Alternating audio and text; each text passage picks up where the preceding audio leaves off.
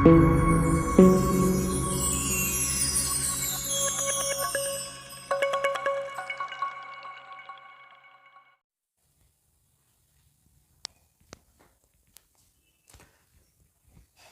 Everyone, कैसे हैं आप सभी। आई होप काफ़ी अच्छे से ही होंगे। लेकिन नवंबर बीतने को है, हम लोगों का टारगेट जो चल रहा है 12th कोर्स कंप्लीट करने का। हम लोगों का डिफरेंशियल इक्वेशन कंप्लीट हो चुका है, आपने लगा भी लिया होगा। जो लोग भी मुझसे जुड़ रहे हैं प्रैक्टिस कीजिए उसकी। मैंने काफ़ी सरल तरीके से आपको क्लियर किया है उसको। अब जो हम लोग आगे बढ़ रहे हैं, नेक्स्ट टॉपिक है vector algebra, NCERT class 12 chapter 10 exercise 10.2। 10.1 में कुछ नहीं करना है, आपको 10.2 एक्सरसाइज लगानी है। लेकिन वेक्टर अलजेब्रा में खास बात क्या है कि आपको इसकी टर्मिनोलॉजी बहुत अच्छे से मालूम होनी चाहिए, फिर सवालों में कुछ नहीं रह जाता, आप ओरल सवाल को समझते चले जाएंगे। तो सबसे पहले हमको ज़रूरी है कि हम उसकी टर्मिनोलॉजी को सही तरीके से समझ लें। अगर वो समझ में नहीं आई तो आप सवाल को नहीं समझ पाएंगे। बार बार वो चीज़ें छोटी छोटी सी आएंगी और आप परेशान हो गए कि ये क्या हो रहा है, ये क्या हो रहा है। तो उसके लिए आप समझ लीजिए कि जितनी थ्योरेटिकल टर्म्स जो हम डिस्कस कर रहे हैं आपके साथ, वो आप बहुत अच्छे से समझ लीजिए, उसको आप नोट कर लीजिएगा। आपको वो पूरी एक्सरसाइज ओरल सॉल्व कराएंगे, आपको बहुत प्रॉब्लम नहीं होगी उसमें। लेकिन थ्योरी आपको बहुत अच्छे से समझ लेनी है इसकी, जो डेफिनीशंस आ रही हैं, जो टर्म्स आ रहे हैं। तो सबसे पहले इसको हम देखते हैं। हमारे सामने सबसे पहली डेफिनीशन आती है, a quantity that has magnitude as well as direction is called a vector. ये आपने फिजिक्स में भी 11th क्लास में पढ़ा होगा, vector quantity and scalar quantity. तो वेक्टर क्वांटिटी में था कि मैग्नीट्यूड भी होगा और डायरेक्शन भी होगी। तो यहाँ पर हम लोगों को जो इसमें समझना है वेक्टर अलजेब्रा को, तो सबसे पहले हम उसका कैसे डिनोट करना है वो समझना चाहिए। मान लीजिए आपको ए बी वेक्टर दिखाना है, तो कोई भी लाइन आपने ली और ए से बी लिखा, एयर टाइम दिया, उसको पॉइंट दिया और एरो ए से बी की तरफ लगाना है, तो वो ए बी वेक्टर को इंडिकेट करेगा। अगर आपको बी ए वेक्टर लिखना है तो ए बी आपने इधर लिखा, तो बी से ए की तरफ एरो लगाना है।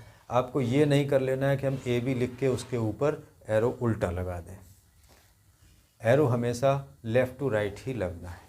तो ये मेथड गलत है, इसको आपको नहीं लिखना है। आपने 11th क्लास में देखा भी होगा। इसमें पॉइंट ए को कहते हैं इनिशियल पॉइंट, ये पॉइंट होता है टर्मिनल पॉइंट। मैग्नीट्यूड किसी भी वेक्टर का इंडिकेट करना है, जिसको मॉड्यूलस भी बोलते हैं, तो mod of A B vector लिख देंगे, वो मैग्नीट्यूड यानी उसकी लेंथ को इंडिकेट करेगा। तो ये वेक्टर अलजेब्रा के टर्म्स हैं, बहुत ज़रूरी है समझना। अगर नहीं लिख पाएंगे तो आपको प्रॉब्लम होगी। इसके बाद में आता है कि डेफिनेशन नंबर 2 में हम चलें तो पोजीशन वेक्टर आता है। ये भी बहुत इंपॉर्टेंट टर्म है, बहुत छोटे छोटी सी चीज़ें हैं और बहुत इंपॉर्टेंट होती हैं वेक्टर अलजेब्रा के अंदर। Position vector of point P is OP vector. आपको कोई पॉइंट पी दिया हुआ है और ओपी वेक्टर आपको लिखना है, तो ओ क्या है? कोई भी पोजीशन वेक्टर हमेशा ओरिजिन के रिस्पेक्ट में ही लिखा जाता है, चाहे वो ए पॉइंट का लिखना हो, चाहे वो बी पॉइंट का लिखना हो, हमेशा O P vector, O A vector, O B vector ही लिखेंगे with respect to origin. Initial point of O P vector क्या होगा? ओरिजिन होगा। अगर आप उसको एरो में देखेंगे तो इस तरीके से बनेगा, ये ओ और ये पी और ये, तो ये आपका position vector of P, always in terms of origin. Mod OP देखेंगे, अगर आपको point P X Y Z दिया हुआ है तो √x² + y² + z² रहेगा। तो ये समझना बहुत ज़रूरी है, पोजीशन वेक्टर को समझना बहुत, क्योंकि इसके बेस पर ही हम लोग आगे रन करेंगे। ये आप समझिए फर्स्ट डेफिनीशन है और इसी फर्स्ट डेफिनीशन पे हमको रन करना है आगे। Position vector of any point is always with respect to origin. ये हमेशा किसी पॉइंट के रिस्पेक्ट, ओरिजिन के रिस्पेक्ट में ही होगा। ठीक है, तो आप इस टर्म्स को नोट कर लें।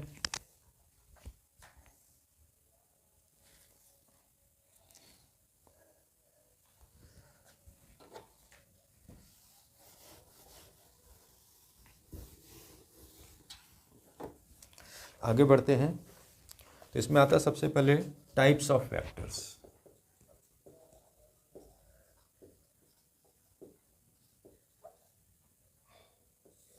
सबसे पहले आता है zero vector.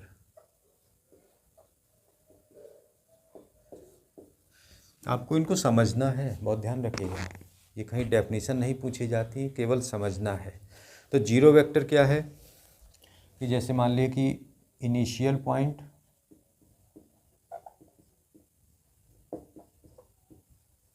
And terminal point, ये कौन साइड हो गए?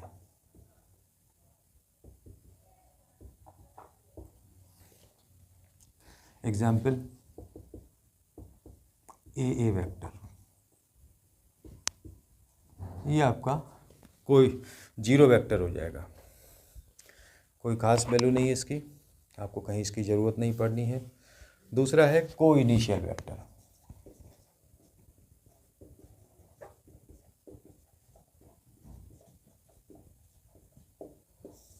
को इनिशियल वेक्टर का मतलब है कि जिन वेक्टर्स का इनिशियल पॉइंट कॉमन होता है। मान लीजिए आपने ये बना दिया,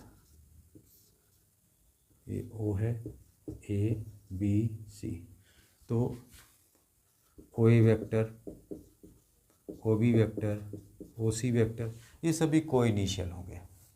आप ओ नहीं, आप कोई और भी ले सकते हैं। मान लीजिए कि आपने ये ले लिया ए बी सी डी, तो ये A B vector, A C vector, A D vector, ये सभी को इनिशियल होंगे। ये डेफिनीशन आप टाइप्स ऑफ वेक्टर में चैप्टर में ज़रूर पढ़ लें। थ्योरेटिकल टर्म्स को आपको पढ़ना बहुत ज़रूरी है, जो हम समझा रहे हैं वो आपको बुक में मिल जाएगा। इसके बाद आता है collinear vectors.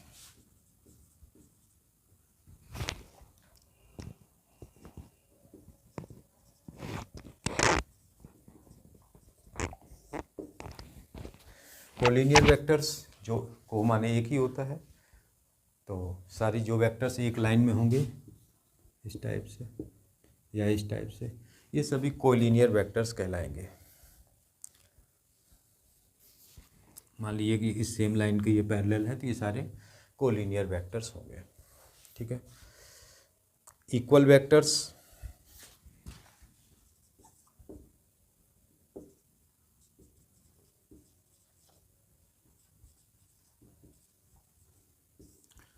Magnitude and direction same होनी चाहिए।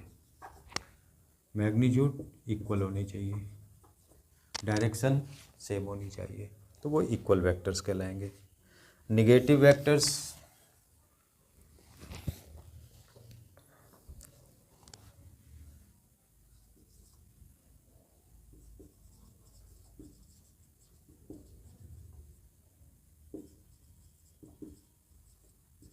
नेगेटिव वेक्टर्स में डायरेक्शन उसके अपोजिट हो जाएगी।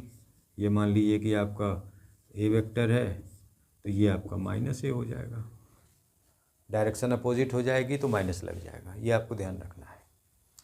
तो ये आप टर्म्स नोट करें। इसका जो मेन टर्म्स है वो भी हम डिस्कस दोबारा करेंगे इसको, या आप इसको ये हेडिंग्स नोट कर लीजिए और इन हेडिंग्स पे आप काम कर लीजिएगा।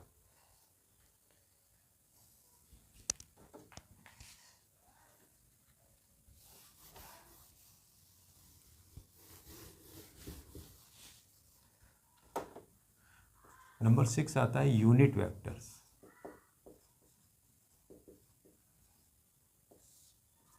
ये एक बहुत इम्पोर्टेंट टर्म है। ये पूरी वेक्टर अलजेब्रा में आपको इसके बगैर कोई सवाल मिलेगा ही नहीं। यानी ये आपको बहुत अच्छे से समझ लेना है, इसकी टर्मिनोलॉजी, इसका यूज़ क्या है, इसको इसकी अंडरस्टैंडिंग क्या है। अगर ये नहीं समझ में आए तो आपको पहली ही एक्सरसाइज से प्रॉब्लम आनी शुरू हो जाएगी। डॉट प्रोडक्ट में, क्रॉस प्रोडक्ट में, स्ट्रेट लाइन में, सब जगह प्रॉब्लम आएगी। आपको इस पर हम थोड़ा सा टाइम देंगे, इसीलिए मैंने नंबर 2 हेडिंग थी लेकिन मैंने इसको लास्ट में लिया है। इसको डिनोट करते हैं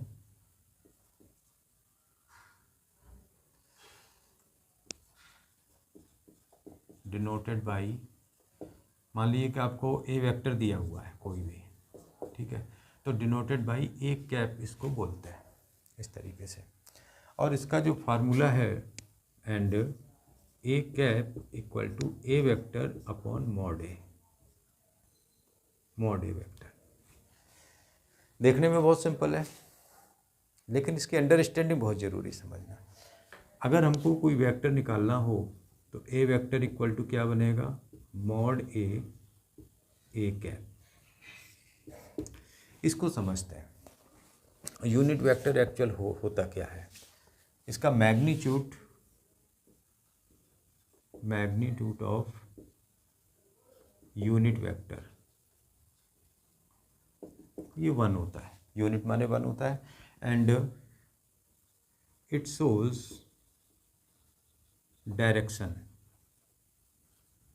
ये डायरेक्शन को बताता है। अब इसका एप्लीकेशन से आप बहुत आसानी से कैच करेंगे। आप कभी भी किसी अननोन सिटी में हम लोग पहुंचते हैं मान लीजिए, तो क्या होता है कि हम लोगों को बहुत सी चीज़ें नहीं मालूम होती हैं, तो हम लोग गूगल मैप का यूज़ कर लेते हैं। गूगल मैप को भी आप समझेंगे, और जो साइन बोर्ड्स लगे होते हैं उनको भी आप समझिएगा। मेरे इस फिगर को आप कैच कर लेंगे तो यूनिट वेक्टर समझ में आ जाएगा आपको। मान लीजिए कि ये आपने किसी शहर में कोई साइन बोर्ड देखा, उस पर ये एरो लगा हुआ था और इस पर उन्होंने लिख दिया आगरा 100 किलोमीटर, मथुरा 160 किलोमीटर, और भी कोई सिटी हो सकता है। मान लीजिए किसी पे उन्होंने लिख दिया फरह, ये मान लीजिए 130 किलोमीटर, और एरो एक ही दिया हुआ है इसमें। और ध्यान समझिएगा मेरी बात को, एरो एक ही दिया है, आगरा 100, मथुरा 160 किलोमीटर, फरह 130 किलोमीटर। इसका मतलब क्या है, आपको इससे इसे मैच कर लेना है। हमारा टारगेट था मान लीजिए कि आगरा जाने का, यानी आगरा वेक्टर मुझको चाहिए था, कि मैग्नीट्यूड भी चाहिए था और डायरेक्शन भी चाहिए थी। तो डायरेक्शन क्या दे रहा है, ये वाले। आप इस डायरेक्शन में 100 किलोमीटर चलेंगे तो आप आगरा पहुंचेंगे। इसी डायरेक्शन में 160 किलोमीटर चलेंगे तो मथुरा पहुंचेंगे। इसी डायरेक्शन में फरह 130 किलोमीटर चलेंगे तो फरह पहुंचेंगे। क्या मतलब हो गया इस बात का, कि अगर पैरेलल वेक्टर्स हैं या कोलिनियर वेक्टर्स हैं, एक ही लाइन पर हैं, तो उन सभी का यूनिट वेक्टर सेम होता है। आप समझ लीजिएगा इस चीज़ को। ये कई सवाल आपको ऐसे टकराएंगे आकर के, स्ट्रेट लाइन में मिलेगा आकर के, हो सकता है कि आपको डॉट प्रोडक्ट क्रॉस प्रोडक्ट में कोई मिल जाए, या अभी इसी नेक्स्ट एक्सरसाइज में आपको सवाल मिलेगा। उन्होंने दे दिया कि भाई ये वेक्टर आपको दिया हुआ है और इस डायरेक्शन में दूसरा वेक्टर निकालिए जिसका मैग्नीट्यूड ये है। इसके लिए हम एक एग्जाम्पल समझते हैं। मान लीजिए कि आपने किसी से पूछा कि मुझको मथुरा जाना है, मुझको थोड़ा डायरेक्शन बता दीजिए। उन्हें आप ऐसे चले जाना, उन्हें हमें नहीं समझ में आ रहा। तो क्या करते हैं कि भाई उन्होंने आपसे पूछा आप आगरा गए हो कभी, हो सकता है आप आगरा गए हो, तो आपने कहा हाँ हम आगरा तो गए हैं। तो आपको क्या करना है कि आगरा वाली ही डायरेक्शन में आप जाइए और उसी रूट पे चले जाइए। ध्यान दीजिएगा, आगरा वाली डायरेक्शन में जाइए और उसी रूट पर 160 किलोमीटर जाइएगा तो आपको मथुरा मिल जाएगा। क्या मतलब हो गया इस बात का, कि आपको एक वेक्टर इन्होंने मान लीजिए ये दिया हुआ था, मान लीजिए कि ए बी वेक्टर दिया हुआ था, ये ए वेक्टर दिया हुआ था, कुछ भी, वो भी आप और समझेंगे तब समझ में आ जाएगा। और आपको दूसरा वेक्टर ये वाला निकालना है। मान लीजिए कि ये सी डी वेक्टर है, इस पे आपको जाना है। इसका यूनिट वेक्टर होगा ए कैप। आप इससे निकाल लेंगे इस फार्मूले से, वेक्टर अपॉन मैग्नीट्यूड कर देंगे, आपको यूनिट वेक्टर मिल जाएगा। अब आपने कहा कि मुझे सी डी वेक्टर निकालना है जो इस वेक्टर के पैरेलल दिया हुआ है या कोलिनियर दिया हुआ है। देख रहे हैं कि ये पैरेलल वेक्टर है इसके। तो पैरेलल वेक्टर्स या कोलिनियर वेक्टर का यूनिट वेक्टर सेम होता है, यानी आप इसी ए कैप को यहाँ पे ले लेंगे और मान लीजिए इसका मैग्नीट्यूड इन्होंने 20 दे रखा है, तो ये वेक्टर आपका बन जाता है 20 ए कैप। ये खेल है, इसको बहुत आसानी से आप समझ रहे हैं कि हमको क्या करना है। जो वेक्टर दिया हुआ है उसका आप यूनिट वेक्टर निकालेंगे और जिस वेक्टर का मैग्नीट्यूड दिया हुआ है उसमें यूनिट वेक्टर का मल्टीप्लाई कर देंगे, तो आपको ये वाला वेक्टर मिल जाएगा। यही समझना है। इसमें कई जगह पे प्रॉब्लम बच्चों को आती है कि इसका यूनिट वेक्टर नहीं दिया है, इसका मैग्नीट्यूड दिया हुआ है, कैसे निकालें। तो यूनिट वेक्टर हम यहाँ पे इसको लिख रहे हैं, parallel vectors and collinear vectors have same unit vector. तो पैरेलल वेक्टर या कोलिनियर वेक्टर का यूनिट वेक्टर सेम होता है। जो भी वेक्टर आपको दिया हुआ है उसका आप यूनिट वेक्टर निकाल लीजिए। कैसे निकलता है अभी आप और थोड़ा समझेंगे तब आपको समझ में आ जाएगा, लेकिन ये फार्मूला आपको याद रखना है, ये वाला कि वेक्टर अपॉन उसके मॉडुलस से। मॉडुलस कैसे निकलता है अभी आप जब 3D पहुँचेंगे तो आपको समझ में आ जाएगा मॉड कैसे निकालते हैं। तो इससे आप यूनिट वेक्टर निकालिए इसका और इसके मैग्नीट्यूड से मल्टीप्लाई कर दीजिए, बस सिंपल हो गया। कोई ऐसी प्रॉब्लम नहीं आएगी आपको कि हम उसको कैसे समझें। तो आप इस फिगर को याद रखिए या इस फिगर को याद रखिए कि हमको मथुरा जाना था तो मैंने आगरा का यूनिट वेक्टर लिया, मथुरा का मैग्नीट्यूड लिया, मथुरा पहुंच जाएंगे। फरह का फरह का वेक्टर चाहिए तो फरह का मैग्नीट्यूड लेंगे, आगरा का यूनिट वेक्टर लेंगे, उसी डायरेक्शन को पकड़ेंगे और फरह पहुंच जाएंगे। ये फिगर या ये फिगर ये आपकी पूरी तरह से हेल्प करेगा। जहाँ कहीं भी आपको यूनिट वेक्टर किसी जो दिया हुआ है वेक्टर उसके अलावा किसी दूसरे का यूनिट वेक्टर चाहिए, तो यह पॉइंट नोट आउट करें।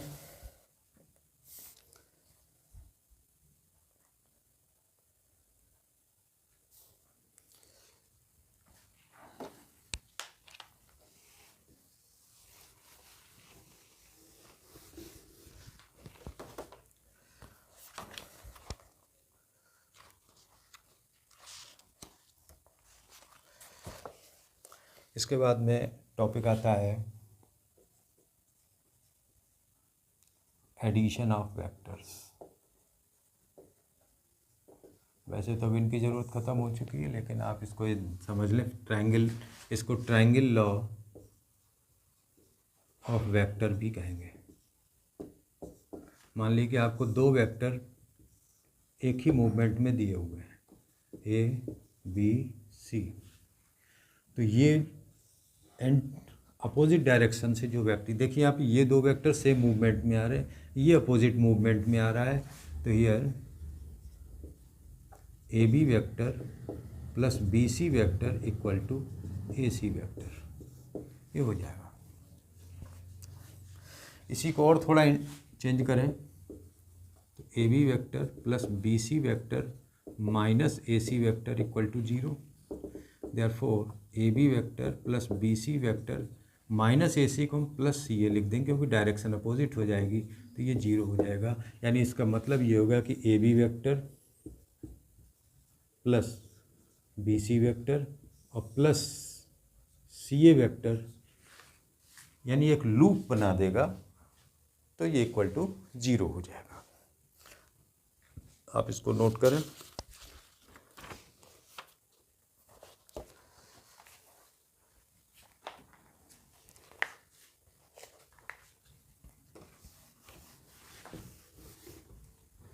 इसके बाद में आ जाता है पैरेललोग्राम लॉ ऑफ वेक्टर्स। ये सब कोई बात ज़रूरत नहीं पड़ेगी, लेकिन फिर भी इनको हम समझ लेते हैं क्योंकि ये चीज़ें कम हो चुकी सिलेबस में से। मान लीजिए ओ, ए, बी और ये सी दिया हुआ है, ये इसका डायगोनल है। ये आपको ए वेक्टर दिया हुआ है और ये बी वेक्टर दिया हुआ है, तो ये इसके पैरेलल लाइन है, तो ये भी बी वेक्टर हो जाएगा, ये ए वेक्टर हो जाएगा। तो ये जो इसका डायगोनल है वो A vector plus B vector होगा। देखिए adjacent sides O A vector and O B vector, जो ए वेक्टर और बी वेक्टर हमको दी हुई है। तो हमको जो डायगोनल लेना है ओ सी वेक्टर, ये आपका ए वेक्टर प्लस बी वेक्टर हो जाएगा। इसकी कोई ज़रूरत नहीं पड़ती है, लेकिन फिर भी आप इसको जान लें क्योंकि टर्म्स हैं इसमें, तो आप इसको समझ लें।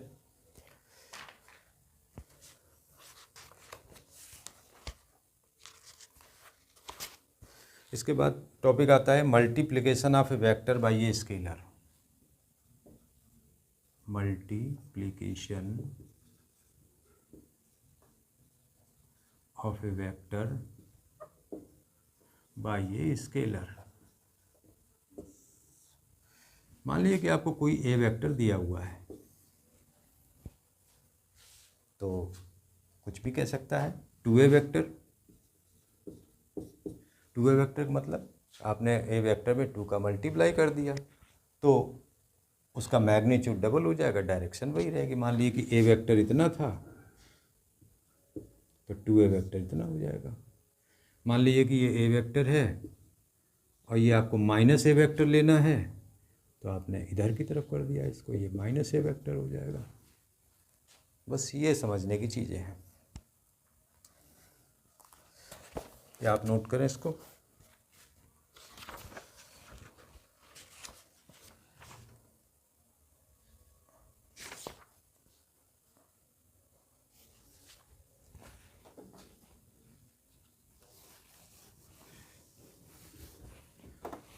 इसका आता है कंपोनेंट्स ऑफ ए वेक्टर।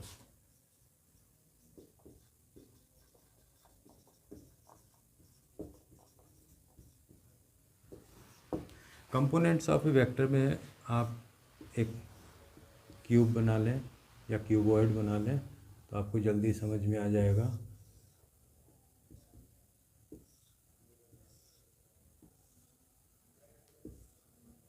इस तरीके से ये आपका ओरिजिन हो गया।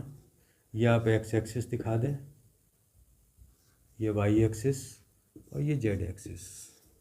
आप अपने रूम को देखेंगे किसी भी कॉर्नर पे तो आपको इसी तरीके के तीन लाइनें आपको दिखाई देंगी उस पॉइंट पे। चाहे आप छत के किसी भी कॉर्नर पे टच करें जाके तो आपको वहाँ से तीन लाइनें मिलेंगी। तो जैसे यहाँ पर हमको मिल रही है, हम किसी को भी एक्स एक्सिस, किसी भी बुक में इसको एक्स लिख सकते हैं, इसको वाई लिख सकते हैं, इसको जेड है या इसको एक्स लिख दें, इससे कोई फ़र्क नहीं पड़ेगा।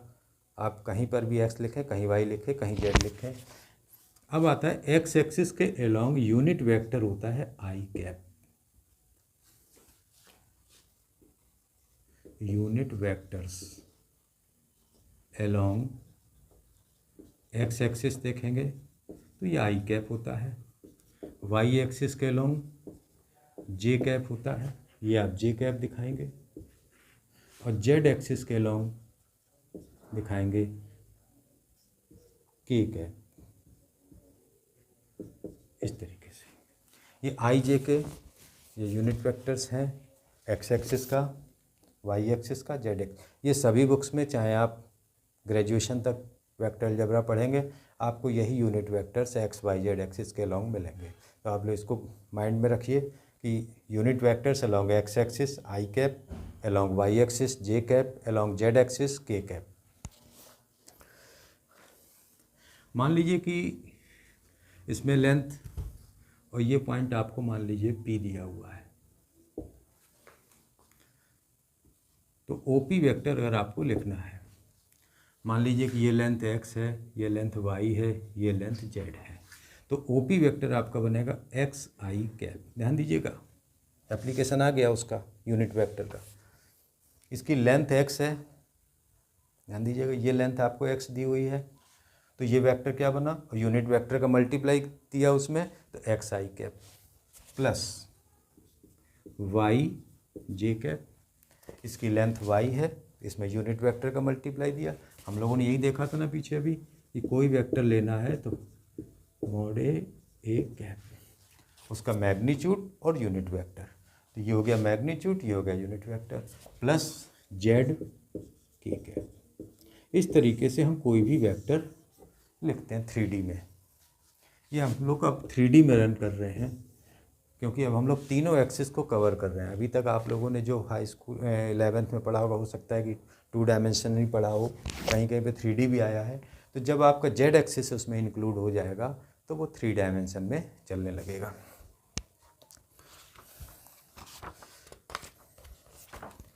आगे बढ़ते हैं इसमें। मान लीजिए कि आप इसको मॉड इंडिकेट करते हैं, तो मॉड आर मतलब मैग्नीट्यूड निकालना है, तो मॉड ओपी वेक्टर ये होता है अंडर रूट आई जे के जो भी कोफिशिएंट्स हैं, X square plus Y square plus Z square, ये आप ले लेंगे।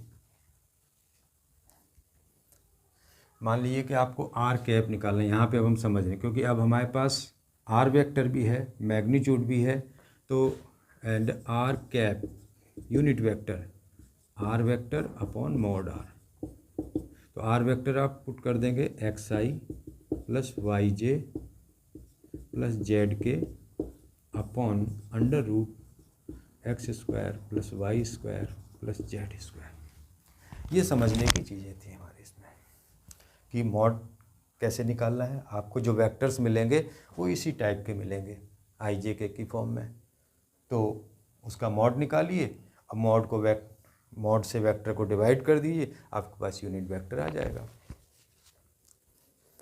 आप इसको नोट करें।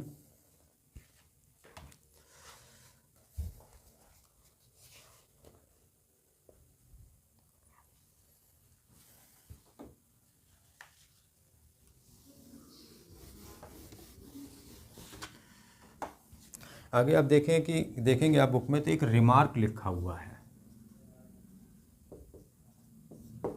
ये भी बहुत इंपॉर्टेंट स्टेप है। इसको आप पूरी तरह से आप जब पढ़ लेंगे तो आपको समझ में आ जाएगा। 2 vectors A vector and B vector are collinear और पैरेलल, दोनों के लिए कंडीशन है कि 2 वेक्टर आपको दिए हुए हैं, बी वेक्टर दिया हुआ है और ए वेक्टर दिया हुआ है, कि दोनों एक दूसरे के पैरेलल हैं या कोलिनियर हैं। तो क्या कंडीशन है, then B vector equal to lambda A vector. ये समझने की चीज़ है। अब यहाँ पे ध्यान दीजिए, मान लीजिए आपको ए वेक्टर दिया हुआ था I plus J plus 2k and B vector दिया हुआ था 2i plus 2j plus 4k, ये दिया हुआ था। अब ये चेक करना है कि क्या ये पैरेलल है या कोलिनियर है। तो आप इसमें देखिए कॉमन नंबर देखिए 2 आ रहा है, 2 निकालिए, तो i plus J plus 2k, और ये वेक्टर आपका ए के इक्वल है, तो ये 2a वेक्टर हो गया। ठीक है, therefore A vector parallel to B vector, ये आपके पास कंडीशन सामने आ जाएगी। मान लीजिए कि आपको ये कंपोनेंट फॉर्म में दिए हुए हैं। ए वेक्टर आपको दिया हुआ था a1i plus b1j plus c1k and B vector आपको दिया हुआ था a2i plus b2j plus c2k। तो if a2 upon a1 equal to b2 upon b1 equal to c2 upon c1, then A vector parallel B vector, ये condition आपके सामने आ जाएगी।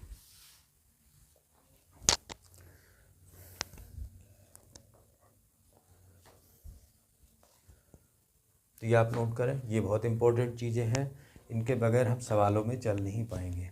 इसको आप बहुत अच्छे से समझ लीजिएगा। सवाल तो आप ओरल निकालते चले जाएंगे, जैसे ही आप इस थ्योरी को 2, 3, 4 बार खूब पढ़ लीजिएगा।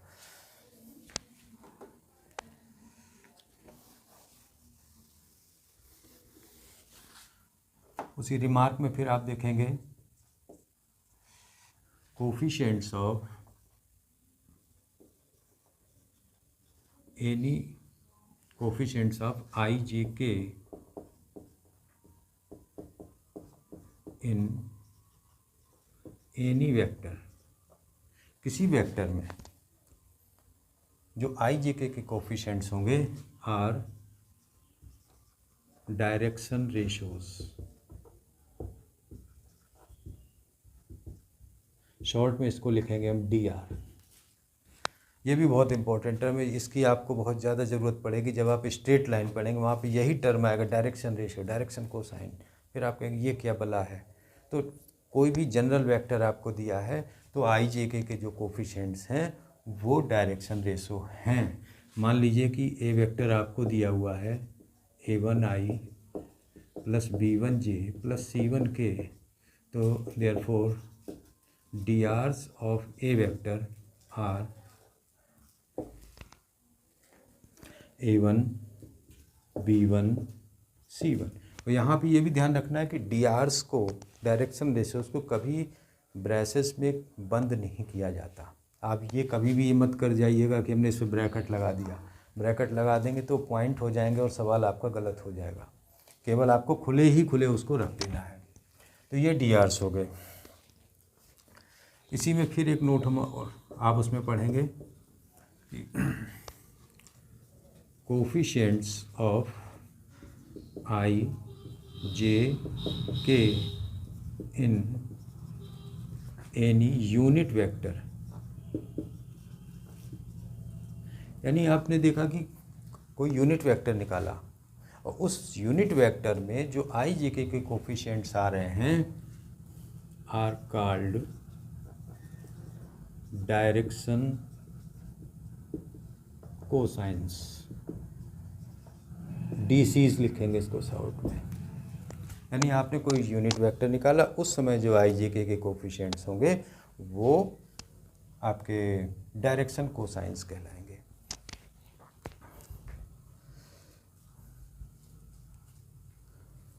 एग्जाम्पल आप देखना चाहें तो अब देखें, एग्जाम्पल हमको दिखाते हैं। मान लीजिए कि आपको ए वेक्टर आपको दिया हुआ था 2i plus J plus 2k, तो आपने इसका मॉड निकाला तो under root 2 square plus 1 square plus 2 square equal to under root 9 equal to 3। तो ए कैप आपका आ जाएगा A vector upon mod A, तो ये आ जाएगा 2i plus J plus 2k upon 3। इसको आप अलग अलग करेंगे तो 2/3i plus 1/3j plus 2/3k, therefore DCs are 2/3 1/3 2/3। तो इस तरीके से आपको डायरेक्शन कोसाइंस मिल जाएंगे, ये आप नोट करें।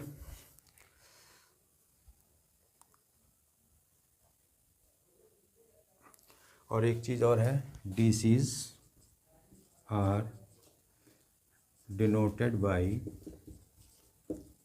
LMN।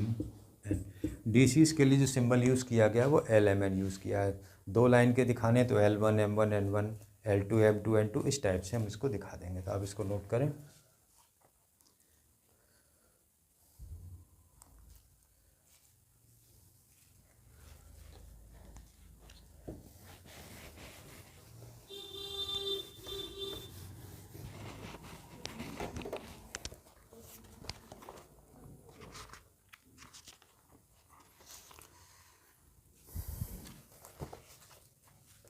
इसके बाद टॉपिक आता है वेक्टर ज्वाइनिंग 2 पॉइंट्स, 2 पॉइंट्स को जोड़ने वाला वेक्टर। मान लीजिए कि आपको एक ये पॉइंट दिया है P1 और ये पॉइंट दिया है P2। इसके कोऑर्डिनेट हैं x1 y1 z1 और इसके कोऑर्डिनेट हैं x2 y2 z2। Therefore, position vector of P1 OP1 लिखेंगे तो यह आ जाएगा x1i plus y1j plus z1k। And position vector of P2 OP2 हो जाएगा, तो ये हो जाएगा x2i plus y2j plus z2k। Now अब इसको आप बहुत अच्छे से समझिएगा, क्योंकि ये भी बहुत इंपॉर्टेंट टर्म है इसके लिए कि किसी दो पॉइंट से वेक्टर निकालना है किसी लाइन का। नाउ P1 P2 वेक्टर, ध्यान दीजिएगा, आपको ये वाला वेक्टर निकालना है P1 P2, तो हमेशा बाद वाले पॉइंट से पहले वाले पॉइंट को माइनस करना है। तो क्या लिखेंगे, position vector of P2 minus position vector of P1, values रखेंगे x2i plus y2j plus z2k minus x1i plus y1j plus z1k। आप इसको सब्सट्रैक्ट करेंगे तो x2 minus x1i plus y2 minus y1j plus z2 minus z1k। अब ये देख रहे हैं कि बाद वाले पॉइंट से पहले वाले पॉइंट को हमें माइनस कर देना है। अगर आपको P2 P1 वेक्टर निकालना है तो position vector of P1 minus position vector of P2 कर देंगे इसको। आप इसको नोट करें।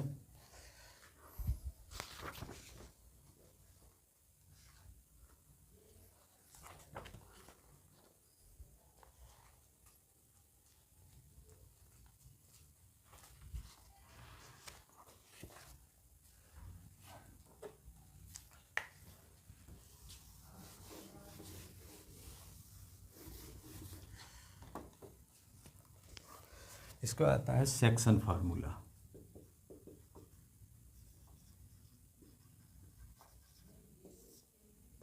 सेक्शन फार्मूला में सबसे पहले आता है इंटरनल डिवीजन।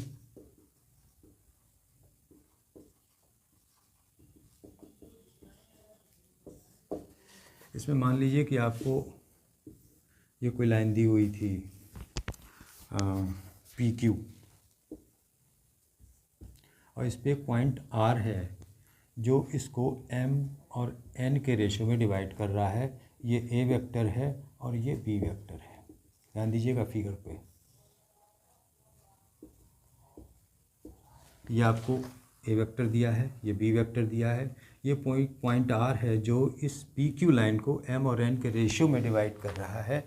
तो हियर OR वेक्टर, इसको थोड़ा सा हम लिख दें, position vector of R, OR vector is equal to, देखिए MB वेक्टर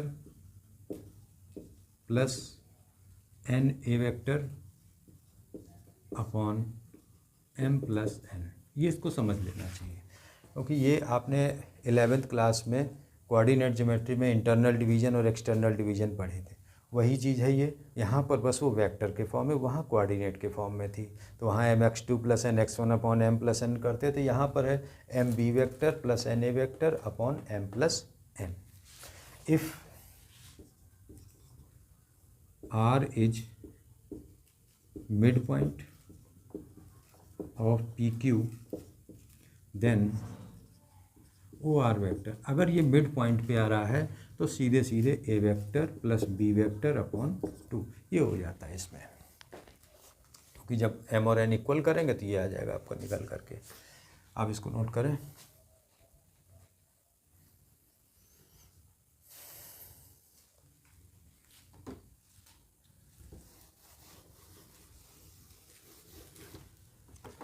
इसके बाद में आ जाता है एक्सटर्नल डिवीजन। सेकंड वाला था एक्सटर्नल डिवीजन। एक्सटर्नल डिवीजन का फिगर ये है, मान लीजिए कि ये पॉइंट P है, ये पॉइंट Q है, ये पॉइंट R है, ये M दिया हुआ है, ये N दिया हुआ है, ये A वेक्टर है, ये B वेक्टर है। तो position vector of R OR vector is equal to MB vector, हमेशा क्रॉस ही रहेगा, MB वेक्टर माइनस हो जाता है NA vector upon M minus N। इस तरीके से आप इसको नोट करेंगे इसमें। तो ये इसकी फर्स्ट एक्सरसाइज जो 10.2 एक्सरसाइज है उसकी सारी टर्म्स हैं इसमें। मेरा इसमें आप कहना मानिएगा कि जो थ्योरेटिकल टर्म्स मैंने डिस्कस किए हैं, डेफिनेशंस डिस्कस की हैं, उन सारी डेफिनेशंस को आप एक बार नहीं बल्कि 2 बार नहीं 3-4 बार पढ़िएगा।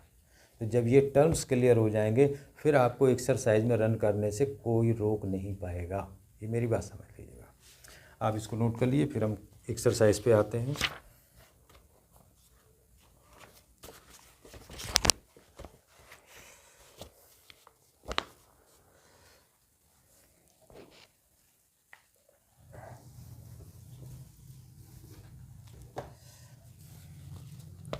क्वेश्चन नंबर 1, कंप्यूट मैग्नीट्यूड दिया हुआ है। अब आपने जब मॉडुलस मैग्नीट्यूड पीछे सीख लिया, फिर यहाँ से सारे क्वेश्चन ओरल हो जाते हैं। फिर भी हम एक आपको दिखाई दे रहे हैं। क्वेश्चन नंबर 1 का ए वेक्टर आपको दिया हुआ है i प्लस जे प्लस के। तो mod A under root 1 square आई का कोफिशिएंट, फिर 1 स्क्वायर, फिर जे का के का कोफिशिएंट, ये आ जाएगा अंडर रूट 3।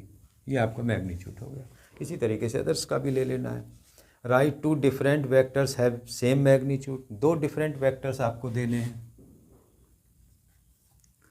तो मान लीजिए आपने ए वेक्टर दे दिया आई प्लस जे और बी वेक्टर दे दीजिए आई माइनस जे। प्लस के कर दीजिए, प्लस के कर दीजिए, एक सिंबल चेंज कर दीजिए बीच का, मैग्नीट्यूड सेम आएगा। Right 2 different vectors have same directions. तो मान लीजिए आपने लिखा आई प्लस जे प्लस के और बी वेक्टर आप केवल कोफिशिएंट का मल्टीप्लाई बढ़ाते चले जाइए। 2 का कर दीजिए, 3 का कर दीजिए, 4 का कर दीजिए, सबका सेम आएगा, same direction. 2i plus 2j plus 2k। इस तरीके से आप कुछ भी लिख सकते हैं उसमें। क्वेश्चन नंबर 4 दिया था कि find the value of x and y so that the vector 2i plus 3j and xi plus yj are equal. Given that 2i plus 3j equal to xi plus yj। यहाँ आप लिख दीजिए compare coefficients of i j। तो x equal to 2 with sign comparison कीजिएगा, y equal to 3 हो जाएगा। तो कोई सी डिफ़िकल्टी नहीं है। Find the scalar and vector component of vector with initial point 2 1 and terminal point -5 7 दिया हुआ है। क्वेश्चन नंबर 5 समझिएगा। पॉइंट ए मान लीजिए आपको दिया हुआ है 2 1 एंड बी पॉइंट दिया हुआ है -5 7। तो यहाँ पर पोजीशन वेक्टर बिल्कुल उसी तरीके से, position vector of A O A vector 2i plus J, position vector of B O B vector -5i plus 7j। Therefore A B vector निकालिए तो आपका यह आ जाएगा O B minus O A, value रखिए -5i plus 7j minus 2i plus जे। तो देखिए -5i minus 2i minus 7i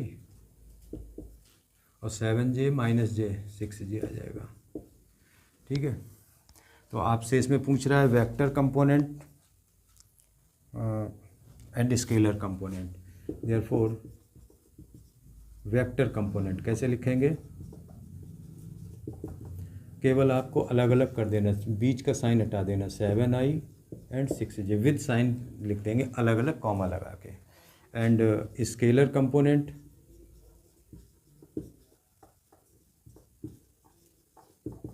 केवल कोफिशिएंट्स ले लीजिए -7 एंड 6। बस इस तरीके से आपको ये कर लेना है। क्वेश्चन नंबर 6 आप बड़ी आसानी से कर लेंगे। 7th भी कर सकते, वो मैंने डिस्कस कर लिया है। 8th भी हो जाएगा आपका। पी क्यू वेक्टर निकालना, पी और क्यू पॉइंट दिए हुए हैं। क्वेश्चन नंबर 9 को देखते हैं, आप इसको नोट करें।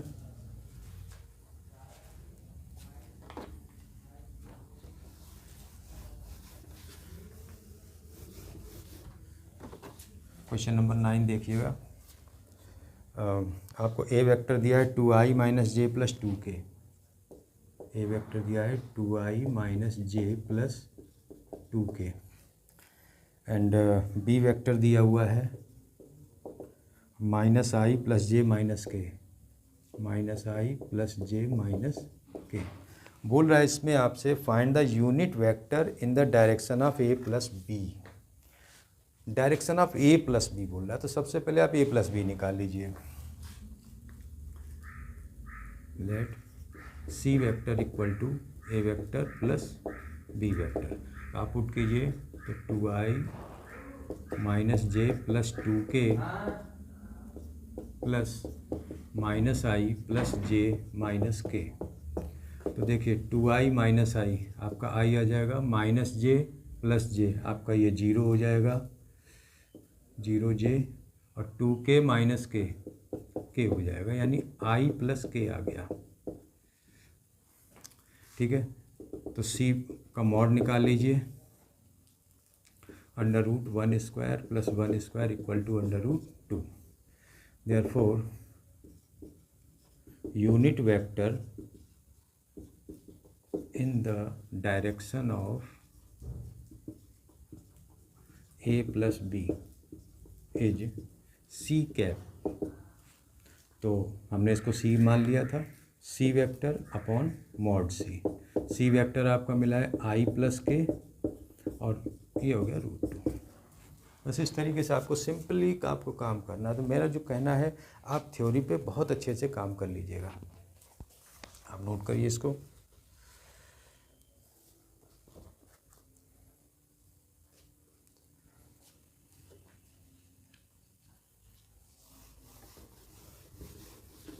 क्वेश्चन नंबर 10 बिल्कुल उसी तरीके से आएगा जैसे मैंने अभी आगरा मथुरा डिस्कस किया था। ये दे रहा find A vector in the direction of 5i minus J plus 2k which has the magnitude 8 units. Figure देखते हैं इसका। आपको एक वेक्टर ये दिया हुआ है, ये मान लीजिए आपको ए वेक्टर दिया हुआ है 5i minus J plus 2k, और आपको एक दूसरा वेक्टर निकालना है। मान लीजिए कि ये बी वेक्टर है, और जिसका मैग्नीट्यूड मॉड बी आपको 8 दे रखा है। तो ये इसका सबसे पहले हम ए कैप निकालेंगे, वही ए कैप यहाँ पर आ जाएगा। तो सबसे पहले आप ए वेक्टर यहाँ लिखें 5i minus J plus 2k। Mod A आपका हो जाएगा under root 5 square plus minus 1 square plus 2 square, 25 plus 1 plus 4 equal to under root 13। Therefore A cap A vector upon mod A, तो आप ये रख देंगे 5i minus J plus 2k upon under root 30। तो ये आपका ये यूनिट वेक्टर आ गया। अब आपको बी वेक्टर निकालना है। Now A vector of magnitude 8 in the direction of A vector. A vector की डायरेक्शन में हमको दूसरा वेक्टर निकालना है इक्वल 8 ए कैप। मैग्नीट्यूड ये हो गया, यूनिट वेक्टर ये हो गया। तो 8 इंटू ये वैल्यू रख दीजिए 5i minus J plus 2k upon under root 30। इस तरीके से आप इसको सॉल्व कर लेंगे। आप इसको नोट कीजिए।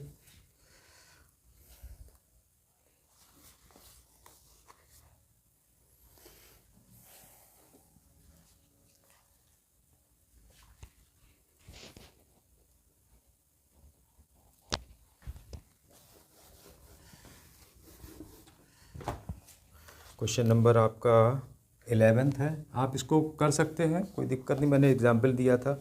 सो that the vectors this and this are collinear, तो एक को ए वेक्टर लीजिए, एक को बी वेक्टर लीजिए और बी इक्वल टू लैम्डा ए की कंडीशन बना दीजिए उसमें। क्वेश्चन नंबर 12th है, find the direction cosine of the vector.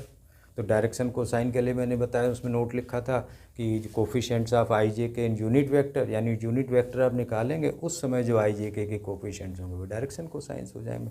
तो ये थ्योरेटिकली टर्म्स आप पहले पढ़ लीजिएगा। क्वेश्चन नंबर 13 आप देख लीजिए, find the direction cosine of vector joining point A and B. A point आपको दिया हुआ है 1 2 -3 एंड बी पॉइंट दिया हुआ है -1 -2 1 -1 2 -2 1। देयरफॉर अब हम थोड़ा शॉर्ट में लिख रहे हैं, ए बी क्यों वीडियोस बहुत बड़ी हो रही है। ए बी वेक्टर निकालेंगे तो -1 -1 आई प्लस -2 जे प्लस 1 प्लस 3 के, यानी केवल आप इसमें से इसको माइनस कर लीजिए तो -2 हो जाएगा, ये -4 हो जाएगा, ये 4 हो जाएगा, तो -2i -4j प्लस 4k। अब आपसे पूछ रहा है इसमें direction cosines, mod A B निकालिए, तो अंडर रूट -2 का स्क्वायर प्लस -4 का स्क्वायर प्लस 4 का स्क्वायर, तो ये आपका 4 16 प्लस 16 32 4 36, ये 6 आ जाएगा। Therefore unit vector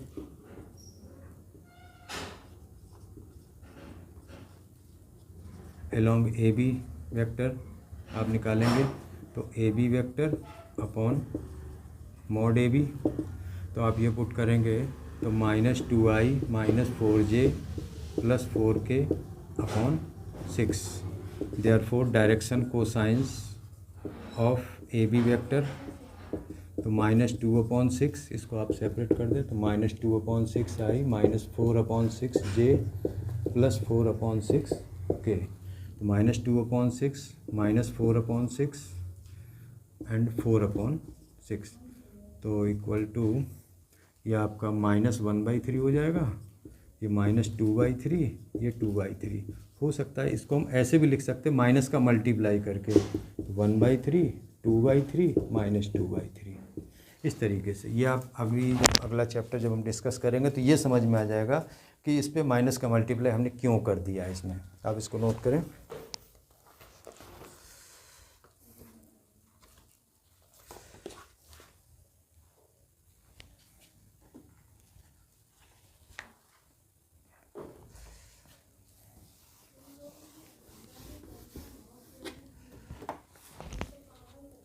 question number 14 है, so that the vector i plus J plus K is equally inclined to axis O X O Y O Z.